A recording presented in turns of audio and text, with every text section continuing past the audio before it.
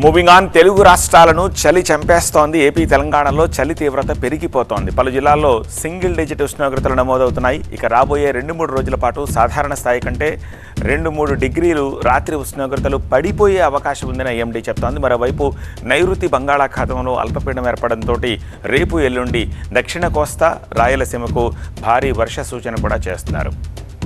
సిద్దిపేట జిల్లా వ్యాప్తంగా ఈ చలి తీవ్రత పెరిగింది. దీంతో ప్రజలు చలి మంటలను ఆశ్రయిస్తున్నారు.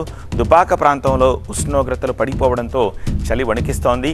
నవంబర్లోనే చలి తీవ్రత ఇంతగా ఉంటే డిసెంబర్, జనవరి, ఫిబ్రవరిలో ఎలా ఉంటుందో అని జనం బెంబేలెత్తుతున్నారు. రాజన్న సిరిసిల్ల జిల్లాలో ఎముకలు కొరికే చలిగాలులు వీస్తున్నాయి. చలి తీవ్రతను తట్టుకోలేక ప్రజలు చలి మంటలు వేసుకుంటున్నారు. ఇక ఆదిలాబాద్ జిల్లాలో కూడా సేమ్ సీన్లే కనిపిస్తున్నాయి.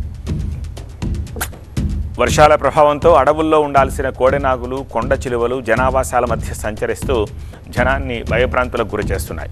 ఉమ్మడి కర్నూలు జిల్లాలోని నల్లమల అటవీ ప్రాంతానికి సమీపంలో ఉండే మహానంది మండలంలో నిత్యం ఏదో ఒక గ్రామంలో నాగుపాములు, కొండ చిలువలు హల్చల్ చేస్తున్నాయి.